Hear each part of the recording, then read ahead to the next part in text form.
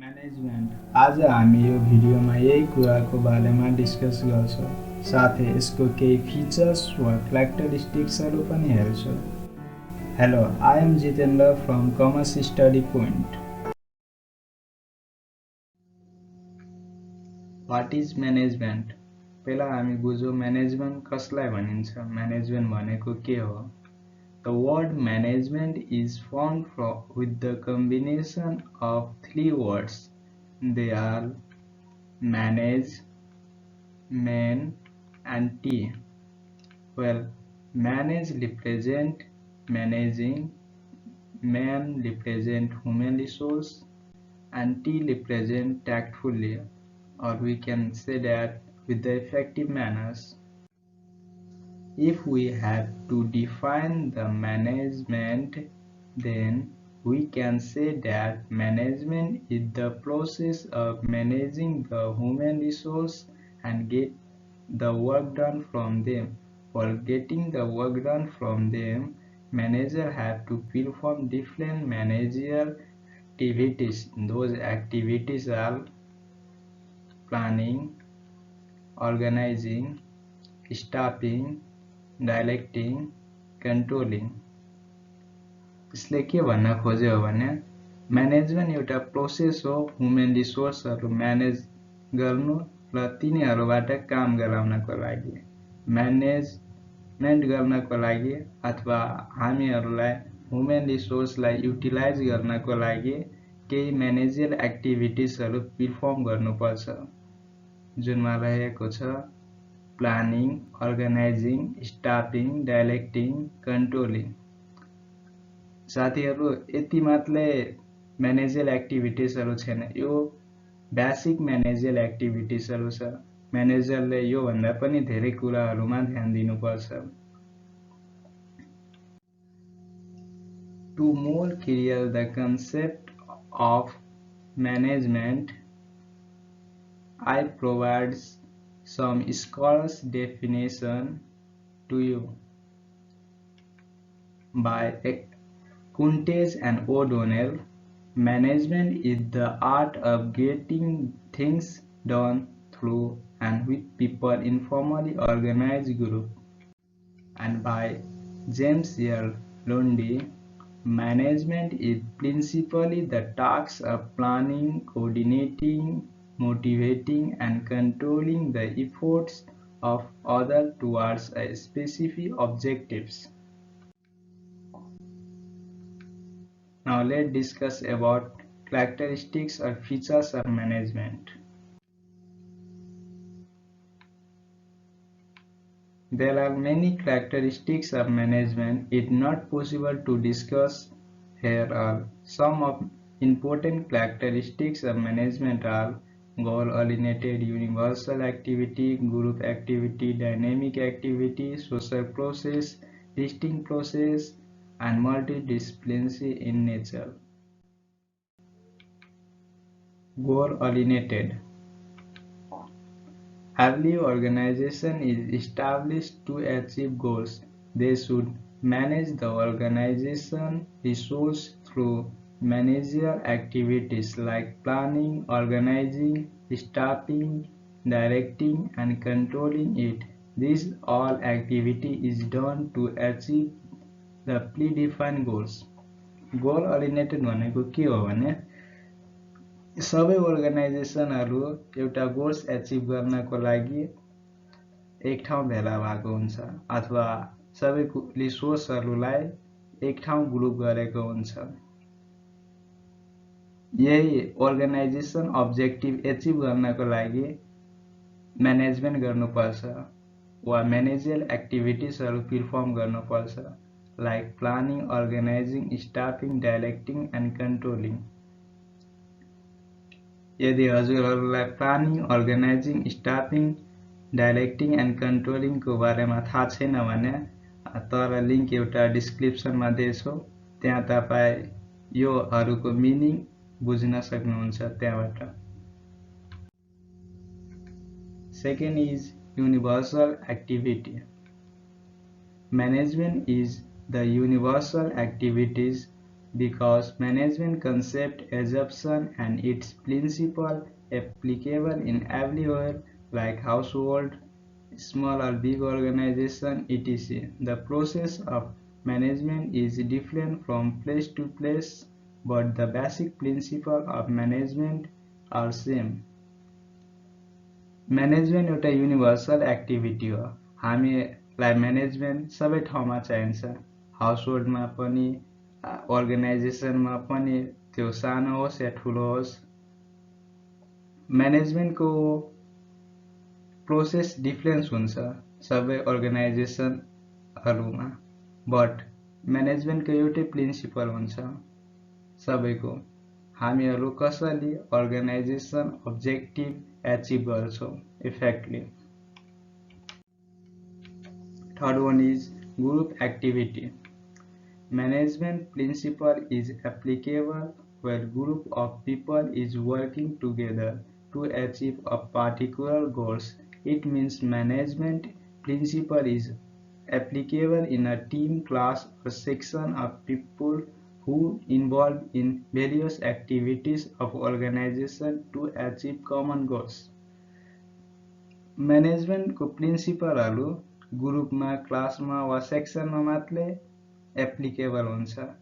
एक जना छ भने त्यहाँ म्यानेजमेन्टको केही जरुरत हुँदैन, म्यानेजमेन्टको प्रिन्सिपलहरु त्यहाँ एप्लाई हुँदैन। यो मात्रै ग्रुप, टिम अथवा सेक्सनहरुमा हुन्छ जुन पिपलहरु एउटा सर्टेन अब्जेक्टिभको लागि आउँछ। Dynamic activity. Management is known as dynamic activities or modifiable activities. Management systems should be changeable in nature. The management of today is not applicable for tomorrow, so management has to modify its style according to time and situation. Otherwise, organization is not adjusted with the changing business environment. यसले के भन्न खोज्यो भने management dynamic हुनुपर्छ, management प्रोसेसहरु dynamic हुनुपर्छ। Suppose आज जसले हामी एउटा इम्प्लोइलाई म्यानेज गर्दैछौं, सपोज आजको इम्प्लोइलाई हामी बोनसहरु दिएर म्यानेज गर्दैछौं भने भोलि त्यो इम्प्लोइहरु बोनस दिएरै म्यानेज हुन सक्दैन। हुन सक्छ भोलि इम्प्लोइको एक्सपेक्टेसन छ जब प्रमोसनको लागि भने हामीले त्यसलाई त्यसरी म्यानेज गर्नुपर्छ, त्यसरी मोटिभेट गर्न सक्नुपर्छ। यदि हामी चेन्जिङ बिजनेस इन्भाइरोमेन्ट सँगै हाम्रो प्रिन्सिपल अफ म्यानेजमेन्ट चेन्ज गरेनौं भने हाम्रो अर्गनाइजेसन सक्सेसफुल हुन सक्दैन। Social process. Organization is established, growth and expand in the society, so management have to bear the social responsibility. It has to fulfill all the objective of stakeholder. It has to provide employment opportunity to society people or use the resource available in the society, etc. एउटा organisation establish, growth र expand हुन्छ एउटा सोसाइटीमा। त्यसैलाई म्यानेजमेन्टको वा अर्गनाइजेसनको responsibility छ कि त्यो आफ्नो सोशल रेस्पोन्सिबिलिटीहरु फुलफिल गरोस्। सोशल रेस्पोन्सिबिलिटी भनेको सोसाइटीको लागि केही काम गरोस् अर्गनाइजेसन वा म्यानेजमेन्टले। अर्गनाइजेसनले सबै स्टेक होल्डरको अब्जेक्टिभहरु फुलफिल गर्नुपर्छ। म्यानेजमेन्टले सोसाइटीको पिपलहरुलाई जब अपर्चुनिटी वा सोसाइटीको रिसोर्सहरु युज गरेर सोशल रेस्पोन्सिबिलिटी फुलफिल गर्न सक्नुपर्छ। यो लङ टर्म सक्सेसको लागि इम्पोर्टेन्ट पनि हो अर्गनाइजेसनको लागि।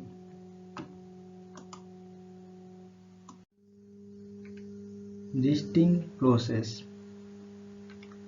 Management is the distinct process or a specific process of managing the resource of organization. Management should use the human resource, raw material or other resource effectively and efficiently. So the output is more than the input. Management एउटा specific process हो अथवा specific activities हो। Specific भनेको के हो भने कुनै विशिष्ट अथवा त्यो एक्टिभिटी जुन सबैले गर्न सक्दैन, जुन गर्नको लागि क्यापेबिलिटी, नलेज, स्किल्सहरू निड हुन्छ। म्यानेजरले र मेटेरियल, ह्युमन रिसोर्स वा अदर अर्गनाइजेसन रिसोर्सहरूलाई इफेक्टिभली र इफिसियन्टली युटिलाइज गर्न सक्नुपर्छ। यो एउटा भिन्न प्रोसेस हो। म्यानेजरले यो पनि हेर्नुपर्छ कि आउटपुट भन्दा कम होस् input. It means the output is more than the input. म्यानेजरले अर्गनाइजेसनलाई त्यसैले मेजर गर्नुपर्छ वा त्यसैले म्यानेजमेन्ट गर्नुपर्छ कि अर्गनाइजेसनले आफ्नो objective low कस्टमा achieve goals. Multidisciplinary in nature. Management is multidisciplinary in nature. Many of the principles and techniques used in management are borrowed from a number of other disciplines like psychology, sociology, economics, mathematics. So managers have all this knowledge to manage the organization. Management एउटा छुट्टै subject होइन। Management psychology, sociology, economics, म्याथमेटिक्सहरूको combination भएर management बनेको हुन्छ अथवा management subject बनेको हुन्छ। एउटा म्यानेजर अथवा एउटा गुड म्यानेजर हुनको लागि यी सबै डिसिप्लिनहरूको नलेज हुन म्यानेजरसँग जरुरी हुन्छ। So they can manage the employee or organization resource effectively to achieve the organization goals.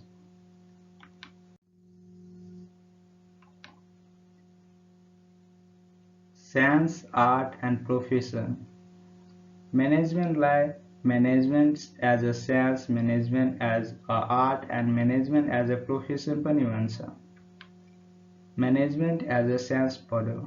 The basic principle of management is based on scientific experiment and observation and are applied in all types of organization. It deals with the people and their behavior, so it is known as social science. म्यानेजमेन्टलाई science किन भनेको हो भने म्यानेजमेन्टको प्रिन्सिपलहरू हुन्छ जुन different अर्गनाइजेसनहरूमा एक्सपेरिमेन्ट अफ द अथवा अब्जर्भ गरेर बनाएको हुन्छ। त्यसैले यसलाई सोशल साइन्स भन्छ। थाहै होला हजुरहरूलाई, जुनमा साइन्टिफिक एक्सपेरिमेन्ट र अब्जर्भेसन भन्छ त्यसलाई साइन्स भन्छ भनेर। Management as a art hello. Management is the art of getting things done through other. For example, managing the organisation. Manager need creativity, process and foresight vision about the outcomes, about what they are performing. For this purpose, manager have to play the role of artist. Management एउटा art पनि हो। Suppose अरूबाट कुनै काम गराउनु भनेको एउटा art नै हो। यसलाई हामी एउटा इक्जाम्पलले सम्झौँ। सपोज आर्टिस्टले के गर्छ भने कुनै पिक्चर बनाउनु भन्दा पहिला त्यो दिमागमा सोच्छ यो पिक्चर कसरी बन्छ, यो पिक्चरको आउटलाइन कस्तो हुन्छ भनेर। त्यस्तै म्यानेजर पनि कुनै प्रिन्सिपल अथवा स्ट्र्याटेजीहरू, प्लानहरू एप्लाई गर्नुभन्दा पहिला सोच्छ यो प्लानहरूको आउटकम के हुन्छ भनेर। यदि यो प्रिन्सिपलहरू एप्लाई गर्यो भने अर्गनाइजेसनले बेनिफिट पाउँछ वा लस सफर गर्छ। So manager is a artist and management is a art. Management as a profession. A profession may be defined as an occupation of a specialized knowledge who provides service to the people by charging certain fee. Similarly, managers also have specialized knowledge about the principle of management, so the can dialect suggests the employee to perform their job assigned to them in effectively and efficiently way. म्यानेजमेन्टलाई as a profession पनि भन्छ। Profession भनेको के हो? एउटा occupation हो जुनमा specialise knowledge हुन्छ कुनै सब्जेक्टहरूको बारेमा। त्यस्तै गरी म्यानेजरलाई पनि एउटा स्पेशलाइज नलेज हुन्छ कसैले म्यानेज गर्ने अर्गनाइजेसनलाई तिनीहरूको बारेमा। इम्प्लोयहरूलाई कसैले डाइरेक्ट सजेस्ट गर्ने जब गर्नको लागि तिनीहरूको बारेमा। So management is also known as a profession. If you want to this PPT, join our Telegram, link is in the description, or you can send your email in the comment box also. Thanks for watching our video.